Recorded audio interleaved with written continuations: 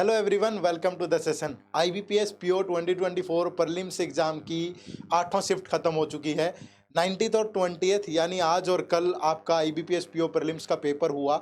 आठों शिफ्टों को कंक्लूड करने के बाद ओवरऑल लेवल क्या रहा, एवरेज कितना अटेम्प्ट बच्चों ने किया है और क्या इस एग्जाम की कट ऑफ जा सकती है, आज के इस वीडियो में हम पूरा विश्लेषण करेंगे। मेरे साथ नरवीर सर भी है, वेलकम सर। तो एक पूरा आठों शिफ्ट का एनालिसिस हमने किया है आप लोगों के सामने, आपने देखा ही होगा हमारे चैनल पे। हमारी डिफरेंट डिफरेंट बच्चों से बात हुई, इसके अलावा बहुत सारे सोशल मीडिया के माध्यम से भी हमने लोगों से रिव्यू जाना, देखा, बच्चों को सुना और किस तरीके से क्या डिफरेंस था पेपर्स में, अलग अलग शिफ्ट के अंदर क्या कुछ नया देखने को मिला।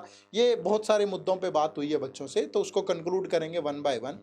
तो पहली चीज़ तो हमें ये बता देता हूँ आपको कि ओवरऑल जो लेवल रहा है आठों के आठों शिफ्ट का, वो मॉडरेट लेवल है। कोई भी ऐसी चीज़ अनएक्सपेक्टेड हमें देखने को नहीं मिली कि जो पिछले सालों में नहीं थी और इस बार नहीं इंट्रोड्यूस कर दी हो।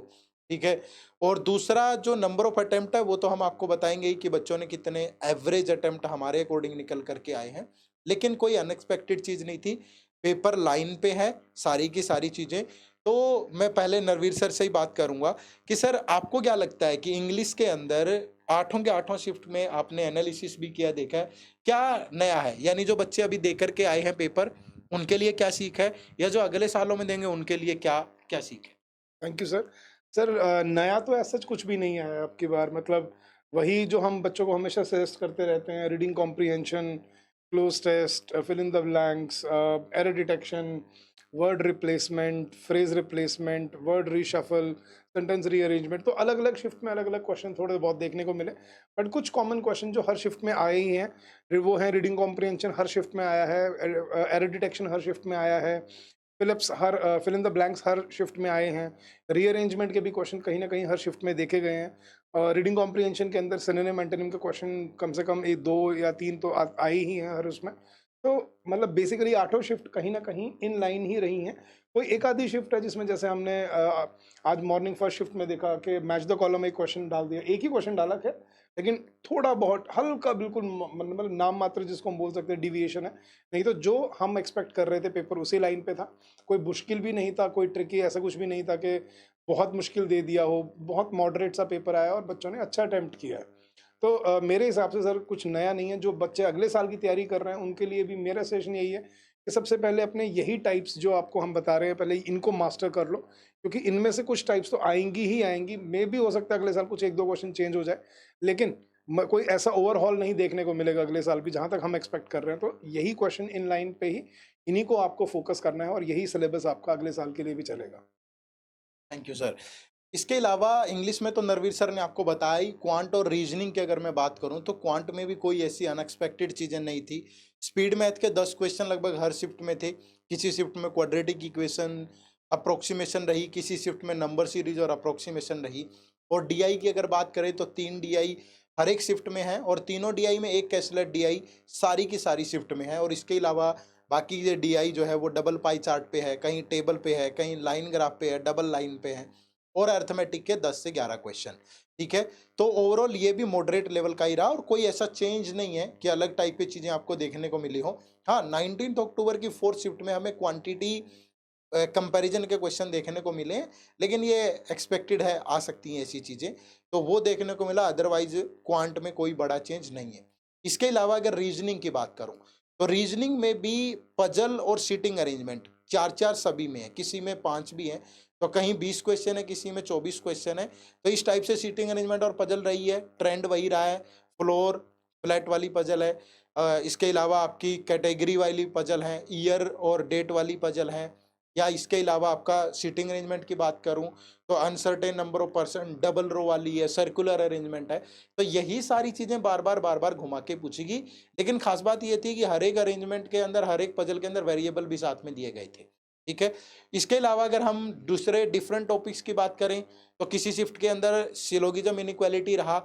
कोडिंग डिकोडिंग भी चाइनीज पूछा गया एक शिफ्ट के अंदर, उसमें कोडिंग सिलोगिज्म और इनइक्वालिटी नहीं थी। लेकिन ये टॉपिक आपको सारे प्रिपेयर करने पड़ेंगे। Syllogism, inequality, coding decoding, direction, blood relation, ये सारी की सारी चीजें। तो ये ओवरऑल एनालिसिस था क्वांट, रीजनिंग और इंग्लिश का। अब अगर हम बच्चों के अटेम्प्ट्स की बात करें कि एवरेज अटेम्प्ट कितना रहा, जितना डाटा हमारे पास था उसके बेस पे हम यहाँ पे बात कर रहे हैं। फिर आपको कट ऑफ भी बताएंगे एक्सपेक्टेड कितनी जा सकती है। तो वो जो average number of question attempted है वो इंग्लिश में 19 to 24 रहे टोटल 30 में से। नॉर्मली इंग्लिश आपको पता है IBPS हो या SBI हो, इंग्लिश और GA मोस्ट स्कोरिंग सब्जेक्ट बच्चों के लिए होते हैं। तो यहाँ पे इंग्लिश में 19 24 आउट ऑफ 30, रीजनिंग और क्वांट में आउट ऑफ 35। रीजनिंग थोड़ा सा अच्छा है बच्चों का, तो 24 से 28 ये एवरेज अटेम्प्ट रहा है लोगों का, और क्वांट में 19 से 23, ठीक है। और इसके अलावा अगर हम ओवरऑल की बात करें तो ये 58 से 63 आपको देखने को मिल रहा है। ओवरऑल अटेम्प्ट की बात कर रहे हैं, और ये मत सोचिएगा कि ये नंबर कम है। और बहुत सारे, मैं तो जानता हूँ कोई बच्चा 70 करके आया, कोई 80 करके आया है, कोई 90 करके आया है। करने को तो 100 में से 100 भी कर सकते हो आप, करने की कोई सीमा नहीं है दोस्त, है ना। लेकिन एक्यूरेसी यहाँ एक बहुत बड़ा पॉइंट है। यानी जितने आपने बहुत बार सुना होगा नॉर्मलाइजेशन या डिफरेंट डिफरेंट तरीके से किसी बच्चे ने अटेम्प्ट किए थे 20 क्वेश्चन, मार्क्स ज़्यादा थे क्योंकि उसकी एक्यूरेसी अच्छी थी, उसने कोई रॉन्ग अटेम्प्ट ही नहीं किया। तो वो चीज़ें बड़ी मायने रखती हैं, ठीक है। कहने को कितनी बड़ी बातें कर लो, 70 80 90 नहीं, ये एवरेज अटेम्प्ट है बच्चों का जो सीरियस एस्पिरेंट है, ठीक है। तो इसके बेस पे अगर हम कट ऑफ का भी अंदाजा लगाएं सर, तो कट ऑफ जब पैटर्न में कोई चेंज नहीं है, कोई अनएक्सपेक्टेड चीजें नहीं है, तो जो कट ऑफ थी लास्ट ईयर वो 54.75 थी फॉर द यूआर कैटेगरी, ठीक है। तो इस बार भी जो कट ऑफ होगी वो इसी के अराउंड रहने के चांसेस है। तो आप इसी में +-2 कर लें सर बस, ठीक है। तो जो आपकी कट ऑफ है वो इसी में +-2 हो सकती है, इससे ज्यादा अंतर यहाँ पे कट ऑफ में देखने को नहीं मिलेगा। तो जिस भी बच्चे के जितने मार्क्स हैं, मैं ये बोलूंगा कि अराउंड 50 जिसके भी हैं, 50 वो मेंस की तैयारी शुरू कर दें। कुछ दिन बाद रिजल्ट आएगा, बाद में फिर हाथ में कुछ नहीं बचता है, ठीक है। तो मैं +-2 की बजाय यहाँ +-4 भी कर सकते हैं सर, यानी कि माइनस आप 4 भी कर सकते हो, +2 भी कर सकते हो। तो अगर एक क्राइटेरिया बनाए कि 50+ वाले बच्चे को तो मेंस की तैयारी करनी चाहिए सर, ठीक है, क्योंकि 50 भी स्कोर कम नहीं होता है सर। और अगर मेंस की तैयारी करेगा अभी से तो जाएगा भी कुछ नहीं, ठीक है। वही चीजें बाद में बहुत दिनों बाद, बहुत ज़्यादा तो नहीं बोलूँगा, कुछ दिनों बाद SBI PO की वैकेंसी भी आ रही है, तो यही प्रिपरेशन आपकी वहाँ भी काम आ जाएगी। तो जिस बच्चे का स्कोर 50 है, ठीक है, या 50 के राउंड भी है यार, 49 48 भी है, तो उसको मेंस की तैयारी जरूर करनी चाहिए। क्योंकि पता नहीं चलता कि आपने अटेम्प्ट 49 किया और आपकी एक्यूरेसी है तो स्कोर आपका बढ़ के हो सकता है, ठीक है। ये बात याद रखिएगा, जो कट ऑफ है वो 54.75 से +-2 हो सकती है, लेकिन एक्यूरेसी पे डिपेंड करेगा। अगर आपने 48 49 भी अटेम्प्ट किए हैं और एक्यूरेट हैं, तो आप तैयारी करें मेंस एग्जाम की, ये हमारी तरफ से सजेशन रहेगा, ठीक है।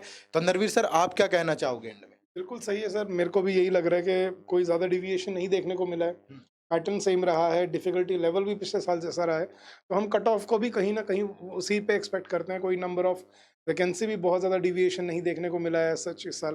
तो मेरे ख्याल से जो आपने कहा कि जो पिछले साल की कट ऑफ थी 54.75, तो हम एक्सपेक्ट कर सकते हैं कि अगर जो बच्चा 50 क्रॉस कर रहा है उसको तो ज़रूर करनी चाहिए मेंस की तैयारी।